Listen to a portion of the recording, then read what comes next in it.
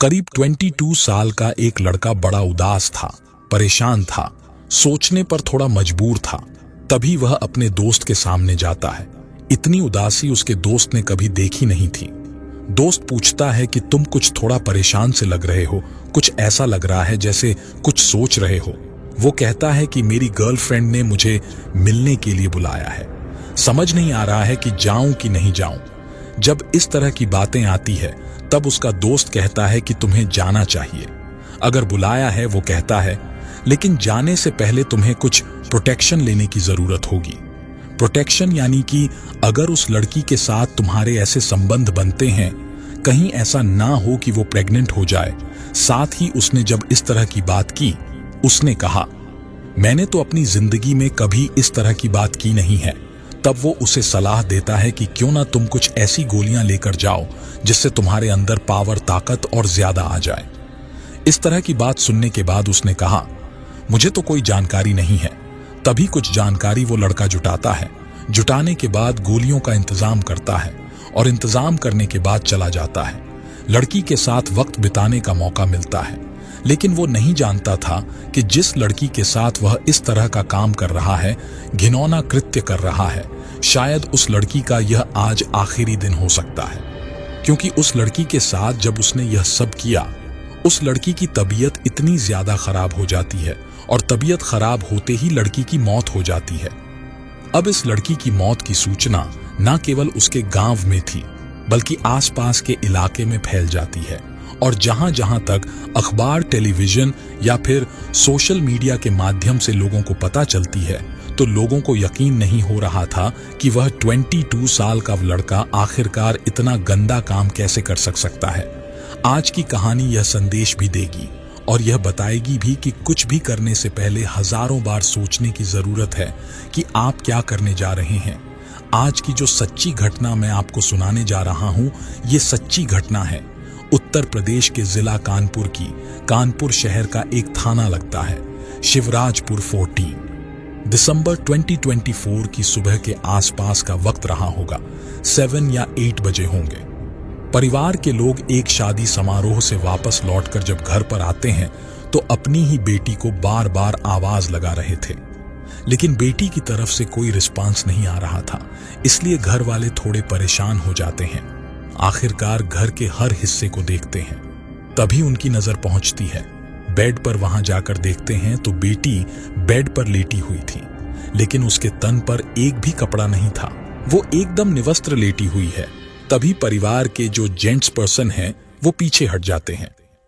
Ladies उसकी यानी कि उस लड़की की मां उसके पास जाती है और पास जाने के बाद उस बेटी को उठाने की कोशिश कर रही थी, लेकिन वह जैसे बेसुध लेटी हुई है। उसे इस दुनिया की बिल्कुल कोई फिक्र ही नहीं है कि कोई उसे इस अवस्था में अगर देखेगा तो क्या सोचेगा।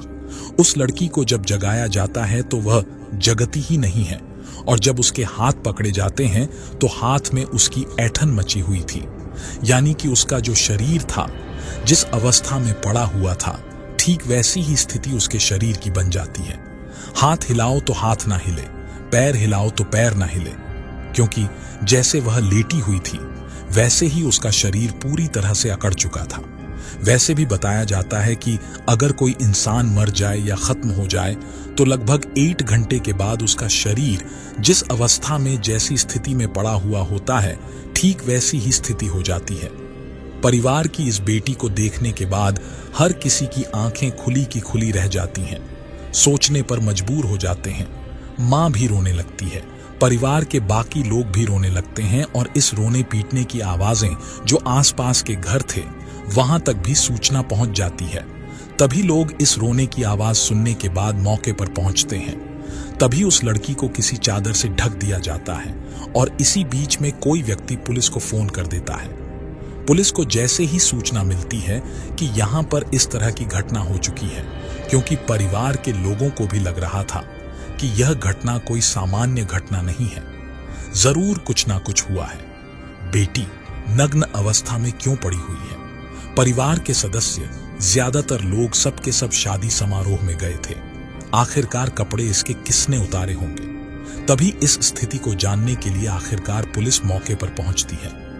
पुलिस आने के बाद फॉरेंसिक टीम पुलिस जब इस मामले की जांच पड़ताल करती है, उस लड़की की जो लाश होती है उसे कब्जे में लेते हैं। यह लड़की 12वीं क्लास की छात्रा होती है। उम्र लगभग उसकी 17 साल के आसपास होती है। परिवार के लोगों से पूछा जाता है कि जब ये घर में अकेली थी तो तुम लोग सब कहां गए थे। उन्होंने कहा कि कानपुर देहात का एक गांव लगता है, असलतगंज वो उस शादी समारोह में शामिल होने के लिए गए थे। बेटी से भी कहा था कि बेटी तुम भी शादी में चलो, लेकिन बेटी ने शादी में चलने से इनकार कर दिया था। अब जैसे ही बात गांव में फैल जाती है तो इस घर का इसी परिवार का जो बेटा है उसका घर थोड़ा दूर पड़ता है। उसके बेटे की वाइफ भी आती है और आने के बाद वो कहती है कि मेरी 5 साल की बेटी तो इसके साथ ही रात को रही थी। तब उस बेटी से पूछा जाता है तो बेटी कुछ बताने में असमर्थ हो रही थी। अब पुलिस की जो फॉरेंसिक टीम है वो फॉरेंसिक टीम मामले की जांच पड़ताल करती है। घर के हर एक छोटे से छोटे हिस्से को तलाशा जाता है, ये देखने के लिए कहीं कुछ ऐसी चीज मिले जिससे कि ये पता चल सके कि आखिरकार इस लड़की के साथ कुछ गलत जो हुआ है ये किसने किया है और क्यों किया है। तभी पुलिस को एक रैपर मिलता है और उस रैपर की जांच पड़ताल की जाती है तो पता चलता है कि वो रैपर एक गोलियों का रैपर है और उसमें जो गोलियां आती हैं वो किसी भी व्यक्ति की सेक्स पावर को बढ़ाने के काम आती है।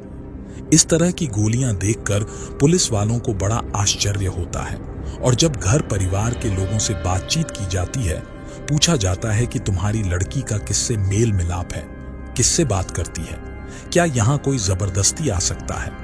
क्योंकि अब उस लड़की की लाश को कब्जे में लेकर पोस्टमार्टम के लिए भेजा गया था। उसे देखकर भी नहीं लग रहा था जैसे उसके साथ किसी ने जबरदस्ती की है, जैसे उसे किसी ने मारा है, पीटा है, कुछ भी इस तरह का फोर्सफुल काम किया है।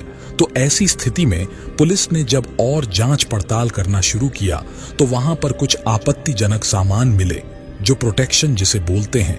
उसको देखने के बाद अब पुलिस को लग जाता है कहीं ना कहीं कि इस लड़की के साथ जरूर गलत काम हुआ है, गंदा घिनौना कृत्य हुआ है। 5 साल की बच्ची से जब पूछा जाता है प्यार से दुलार से कि बेटा तुमने किसी को आते जाते देखा है, तब उसने कहा था कि हाँ मैंने एक लड़के को देखा है। 5 साल की वो बच्ची बता देती है। कहां से आए हैं इसके बारे में कोई जानकारी नहीं थी।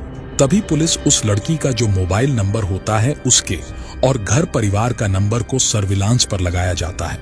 साथ ही लड़की के मोबाइल का CDR कॉल डाटा रिकॉर्ड निकलवाया जाता है और कॉल डाटा रिकॉर्ड निकलवाने के बाद पता चलता है कि इस घर से लगभग 20 किलोमीटर की दूरी पर एक गांव लगता है जिसका नाम है नेवादा और नेवादा का रहने वाला एक लड़का होता है जिसका नाम कुलदीप कुमार उर्फ शोभित होता है। तो उस लड़के से पुलिस अब संपर्क करती है, पुलिस उसको पूछती है और अब हिरासत में लेती है।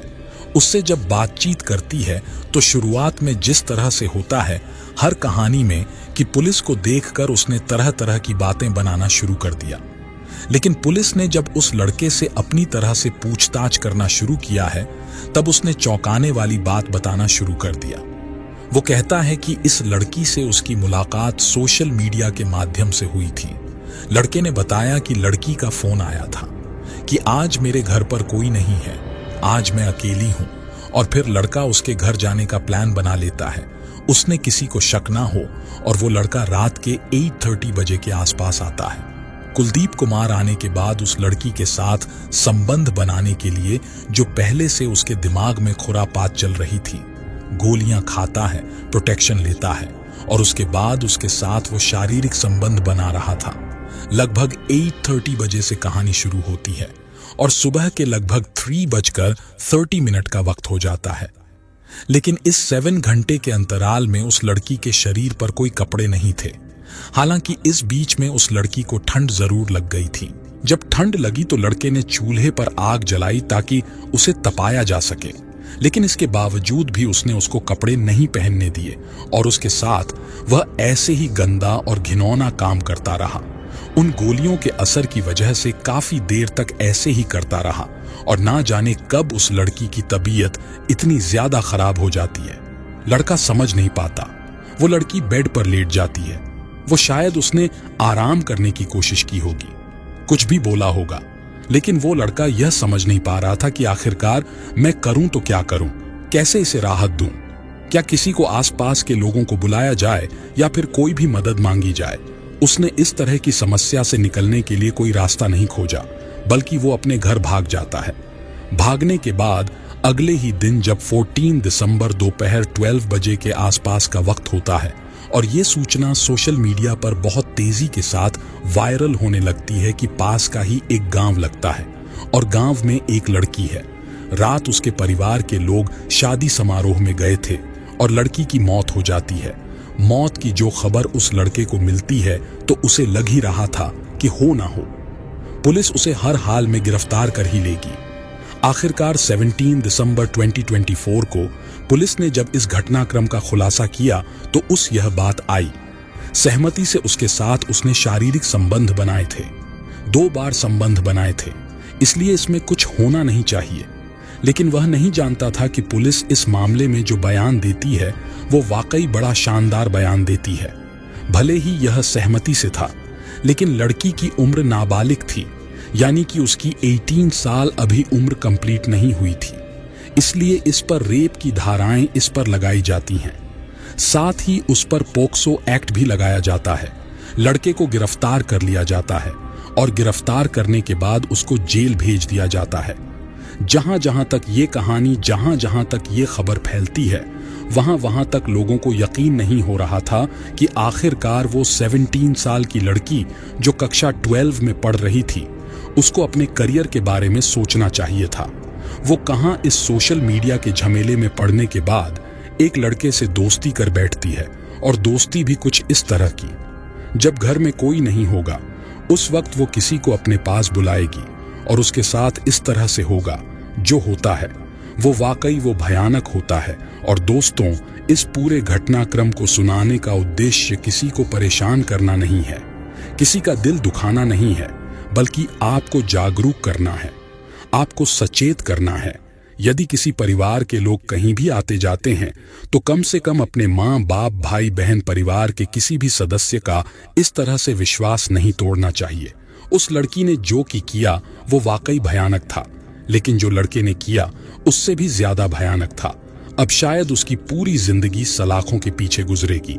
उसे इस रात का, यानी कि 13-14 दिसंबर 2024 की उस रात का जब तक वो जिएगा तब तक उसको पछतावा होता रहेगा। आप सब लोग अपना ख्याल रखें, सुरक्षित रहे। जय हिंद, जय भारत।